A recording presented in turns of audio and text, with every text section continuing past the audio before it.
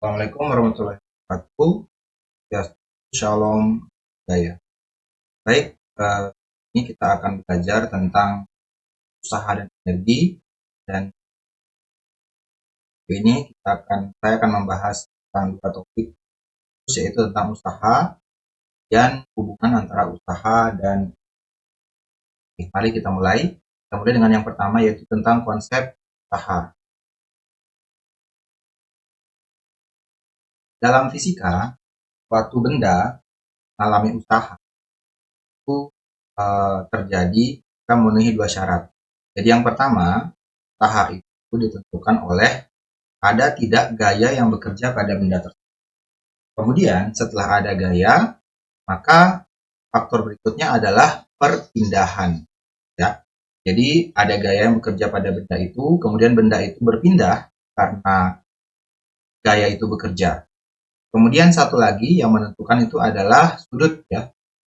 Ini kita pakai kosinus dari sudut. Sudut ini adalah sudut antara arah gaya dan arah pindahan. Nah, jadi secara sederhana, rumus usaha atau usaha dalam fisika dirumuskan sebagai W sama dengan F kali S kali cos theta. Mana F adalah gaya dan S adalah perpindahan akibat gaya yang tadi bekerja. Kemudian theta ini adalah sudut antara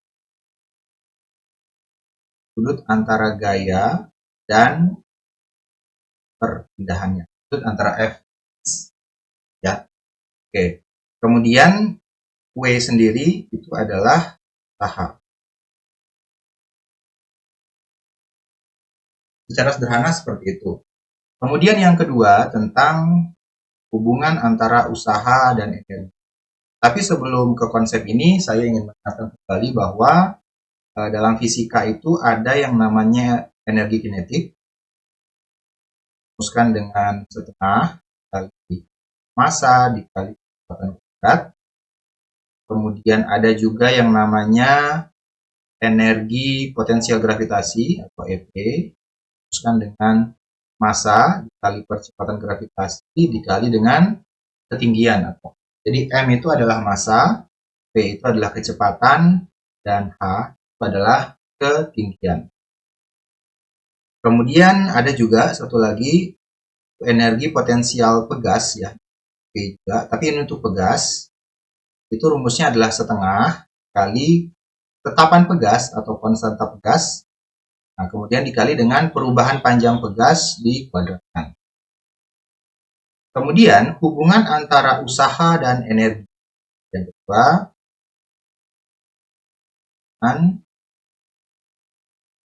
usaha dan secara sederhana atau secara ringkas, saya katakan bahwa usaha atau besar usaha yang terjadi pada suatu benda itu sama dengan perubahan energi atau delta energi yang terjadi pada benda itu. Nah, jika karena usaha itu benda yang awalnya diam menjadi bergerak, maka terjadi yang namanya perubahan energi kinetik. Maka dalam kasus itu, usaha itu adalah perubahan energi kinetik. Yang mana kita tahu perubahan energi kinetik itu berarti EK2 atau energi kinetik akhir kurang energi kinetik awal. Apabila usaha yang terjadi pada benda menyebabkan benda mengalami perubahan ketinggian, maka dalam kasus ini usaha itu adalah, besar usahanya adalah perubahan dari energi potensial benda itu sendiri. Atau kalau diuraikan lebih rinci, energi potensial, perubahan energi potensial adalah energi potensial akhir dikurang energi potensial awal. Oke, seperti itu penjelasan singkat tentang usaha dan yang kedua hubungan antara usaha dan energi.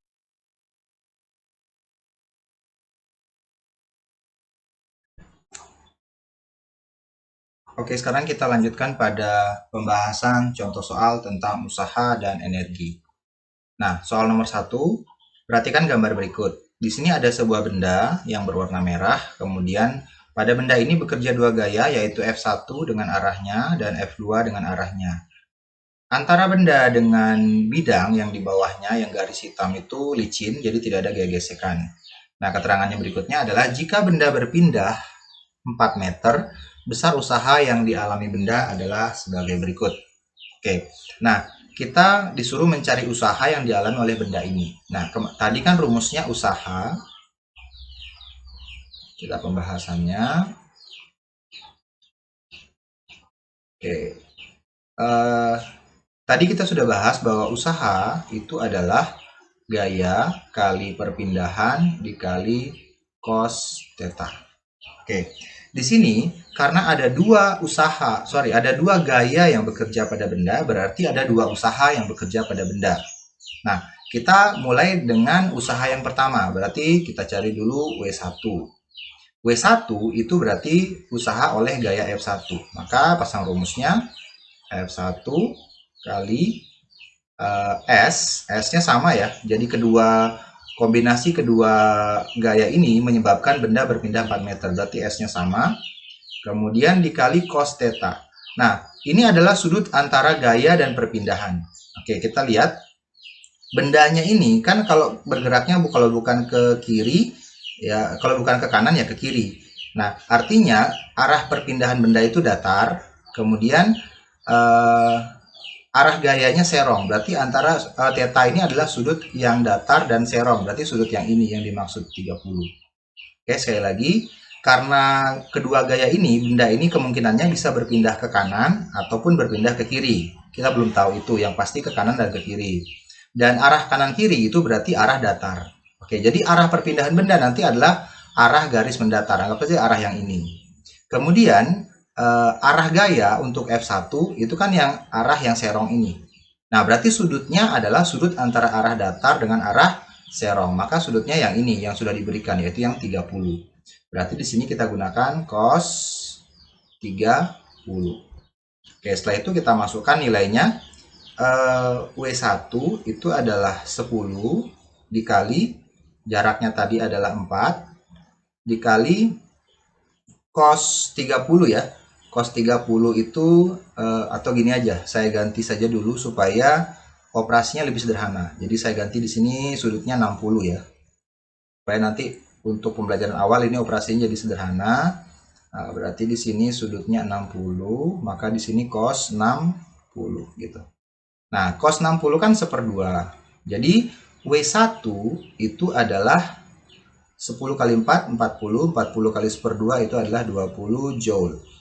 Oke, karena gaya F1 ini menariknya ke arah kanan, maka maksudnya kecenderungannya ke kanan ya. Berarti di sini W1 arahnya ke kanan. Jadi W1 kanan. Oke. Nah, kita cari usaha oleh gaya yang kedua atau kita sebut sebagai W2. Oke, W2 rumusnya sama seperti yang ini. Jadi ini rumus utamanya ya. W2 itu kan berarti F2 dikali S, S-nya sama, dikali cos theta. Oke. Nah, untuk F2 itu nilainya 2, kemudian S-nya sama ya, 4, dan cos theta. Kita lihat arah F2 adalah ke kiri atau datar. Oke. Sedangkan arah perpindahannya juga datar. Kalau bukan ke kiri atau ke kanannya kan itu arah datar. Berarti arah datar dengan arah datar itu kan sama saja sudutnya 0. Oke. Karena arah F2 itu datar, kemudian arah perpindahan juga datar, nanti kedua-duanya kalau digabung tidak ada sudut yang terbentuk atau sudutnya 0. Maka di sini kita tulis cos dari 0 derajat. Oke. Nah, sehingga kalau kita selesaikan 2 kali 4 8 cos 0 itu adalah 1 ya. Maka di sini adalah 8. Oke. Setelah itu kita tinggal identifikasi F2 itu kan ke kiri, maka nanti karena F2 usaha yang ditimbulkan juga usaha ke kiri. Berarti di sini 8 joule ke kiri. Oke. Nah, setelah itu bagaimana caranya untuk mencari usaha totalnya? Untuk mencari usaha total, itu kita tinggal gabungkan. Hanya karena W1 dan W2 itu beda arah, maka kita tentukan dulu pakai plus minus. Misalnya, arah kanan positif, arah kiri negatif. Oke, berarti W1 itu positif karena arahnya ke kanan, dan W2 itu negatif karena arahnya ke kiri. Maka plus W1 minus W2. Berarti plus 20 dengan minus 8. Kalau kita gabung jadinya 20 per 8 adalah 12 Joule. Maka besar usaha yang dialami oleh benda itu adalah 12 Joule. Nah, pertanyaan selanjutnya, ini ke kanan atau ke kiri? Kita tinggal lihat usahanya. Yang ke kanan itu 20, yang ke kiri itu 8. Artinya kalau baku tarik, kalau mereka saling menarik, ibaratnya begitu, maka yang menang adalah yang ke kanan karena nilainya 20. Maka bisa dipastikan ini arahnya ke kanan. Atau tinggal lihat saja tandanya, 20 kurang 8 kan positif 12. Tadi positif kanan ya. Berarti ini juga ke kanan. Oke, seperti itu pembahasan soal yang nomor 1. Oke, sekarang kita ke pembahasan soal nomor 2. Sebuah mobil awalnya bergerak dengan kecepatan 10 meter per sekon. Maka ini adalah nilai kecepatan, berarti V 10 meter per sekon. Dipercepat dengan percepatan tetap. Setelah menempuh jarak 100 meter, berarti adalah S, jarak 100 meter, kecepatannya menjadi 20 meter per sekon. Ada kecepatan lagi, berarti ini adalah V2. Maka ini tadi V1. V2-nya adalah 20 meter per sekon. Dan jika massa mobil adalah 2 ton, ini adalah nilai M. 2 ton. Ini kita ubah jadi kilogram, berarti jadi 2000 kilogram. Tentukan yang pertama usaha mesin. Berarti kita cari yang pertama adalah usaha. Oke, jadi untuk jawaban pertama, kita mencari usaha.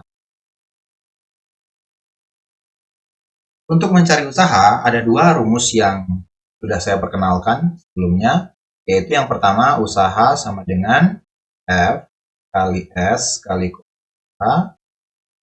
Yang kedua, itu usaha adalah perubahan energi, delta E. Pada soal ini, kita mau pakai rumus yang mana? Kita tinggal lihat komponen yang besaran-besaran yang diketahui.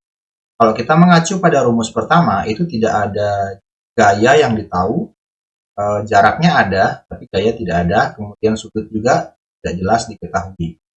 Nah, sedangkan pada rumus kedua, itu melibatkan perubahan energi. Nah, kita lihat di sini ada dua komponen kecepatan, maka kalau kalian ingat, jadi kecepatan itu berkaitan dengan energi kinetik. Ya, jadi kecepatan berkaitan dengan energi kinetik yang rumusnya EK sama dengan 1/2 mv kuadrat. Ini ada M juga. Berarti yang paling pas itu kita gunakan rumus yang di bawah ini dengan ketentuan perubahan energinya adalah energi kinetik di delta EK. Maka kita gunakan rumus W sama dengan delta EK. Seperti itu.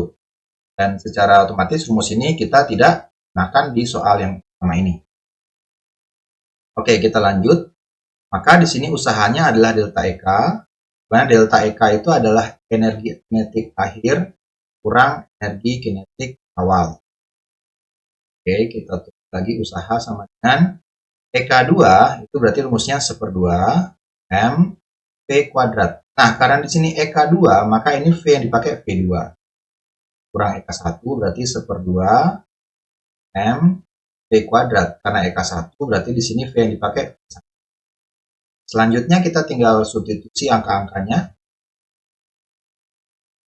Per 2, masanya tadi adalah 2000 ya. V1 10, V2 20. Jadi masanya di sini 2000. V2-nya adalah 20, berarti 20 kuadrat. Kurang per 2, masanya 2000 lagi.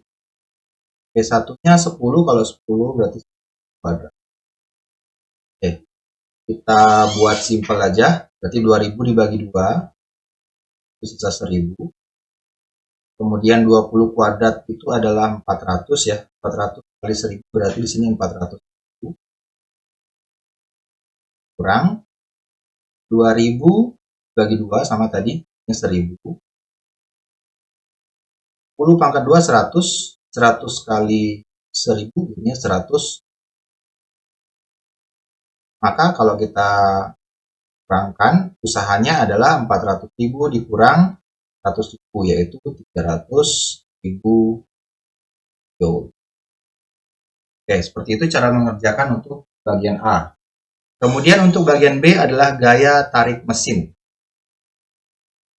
Oke, gaya itu simbolnya adalah F.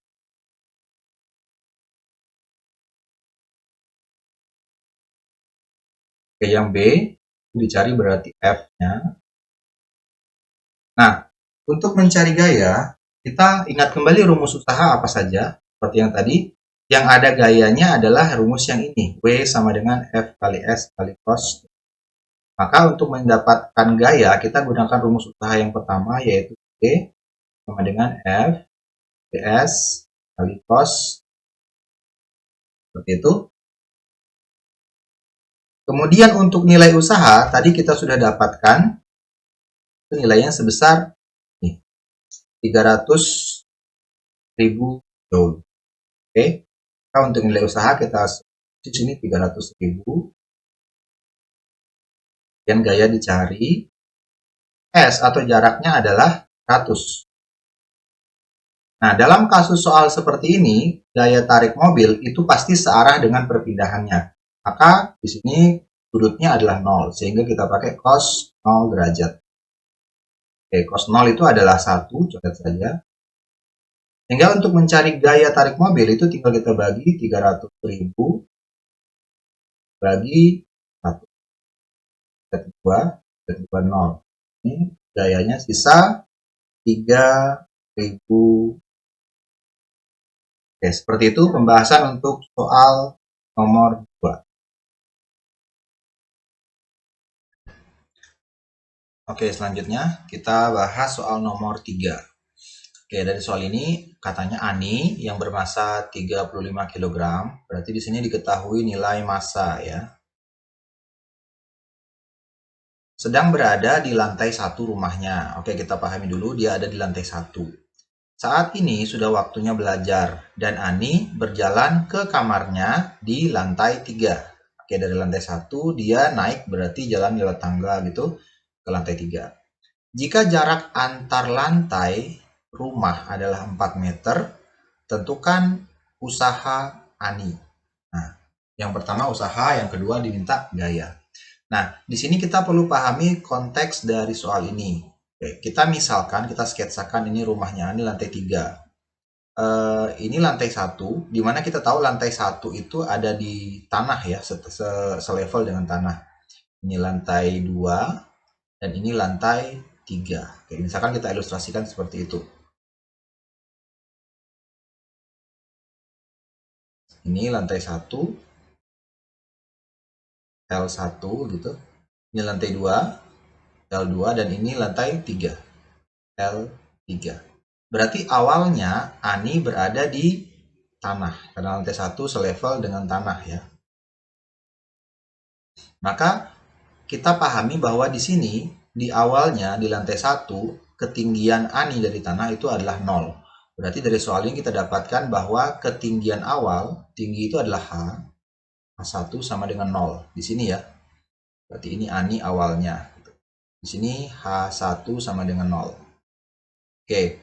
Kemudian jarak antar lantai. Berarti antara lantai 1 dan lantai 2, ini jaraknya adalah 4 meter. Berarti dari sini ke sini 4 meter. Kemudian begitu juga dari lantai 2 ke lantai 3. Itu juga 4 meter. Seperti itu. Nah, akhirnya di kondisi akhir Ani berada di lantai 3. Berarti Ani sekarang ada di sini. Nah, berapa ketinggiannya dari tanah? Oke, kita lihat di sini dari lantai 1 ke lantai 2 4, dari 2 ke 3 itu 4, maka kalau total ketinggian di sini adalah di lantai 3 atau di ketinggian kedua atau ketinggian akhir itu adalah 8 meter. Sehingga kita bisa pahami di sini ketinggian akhirnya ini bukan ketinggian lantai 2 ya. H2 itu adalah ketinggian akhir. meter. Oke. Kemudian pertanyaannya pertama, usaha Ani. Oke, kita kembali ke konsep usaha, bahwa usaha itu ada dua tadi ya. Usaha itu adalah F kali S kali cos theta. Kemudian usaha itu adalah perubahan energi.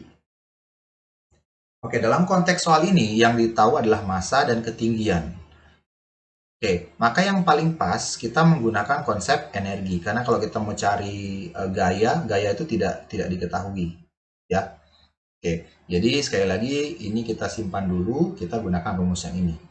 Nah, energi apa yang terlibat? Di sini terlihat Ani mengalami perubahan ketinggian, ada ketinggian awal, ada ketinggian akhir. Berarti energi yang berkaitan dengan ketinggian itu adalah energi potensial gravitasi. Rumusnya kan M kali G kali H, jadi ada H-nya. Maka di sini usaha adalah perubahan energi potensial. Atau kalau kita jabarkan, delta EP itu artinya energi potensial akhir dikurang energi potensial awal. Oke, kita lanjutkan. Usahanya sama dengan energi potensial akhir atau EP2, itu kan rumusnya M kali G kali H, H yang kedua, dikurang energi potensial akhir, berarti tetap M kali G kali H, karena ini EP1 berarti sini H1. Oke, kita masukkan nilainya. M-nya adalah 35, G itu percepatan gravitasi, pakai aja 10. Kemudian H2 adalah 8 tadi ya. Kemudian di sini 35, G-nya 10, H1 adalah 0. Maka otomatis kalau kita selesaikan 35 kali 10 kali 0, ini kan hasilnya 0. Maka sisa yang ini ya. 35 kali 10 kali 8. Seperti itu. Ini kita kalikan saja dulu, 35 kali 8 ya. 8 kali 5 itu kan 40, tulis 0, simpan 4. 8 kali 3 itu 24 tambah 4 berarti 28. Oke, 35 kali 8 itu adalah 280 tambah 01 jadi 2800 joule. Maka usaha Ani itu adalah 2800 joule. Oke. Seperti itu untuk jawaban bagian A. Ya, ini jawaban bagian A. Lupa tulis tadi. Mencari usaha. Oke, kemudian untuk jawaban pertanyaan B-nya adalah gaya yang dikerahkan oleh Ani. Jadi dalam hal ini gaya ototnya, otot kakinya terutama ya, kan naik tangga. Oke, untuk mencari gaya, kita ingat kembali rumus apa sih di usaha yang ada gayanya? Gaya itu F ya. Oke, tentu yang pertama tadi ini, W sama dengan F kali S kali cos theta. Maka di sini W sama dengan F kali S kali cos theta. Seperti itu. Nilai usaha adalah 2800. Kemudian nilai gayanya dicari. S itu adalah jarak, seberapa jauh Ani berpindah. Ani kan berpindah dari lantai 1 ke lantai 3. Itu total jaraknya adalah 8 meter. Berarti S-nya di sini adalah 8. Oke, kemudian sudutnya berapa? Kalau orang berjalan ke atas, otomatis arah gayanya ke atas, berpindahnya juga ke atas, sehingga sudutnya adalah 0 derajat.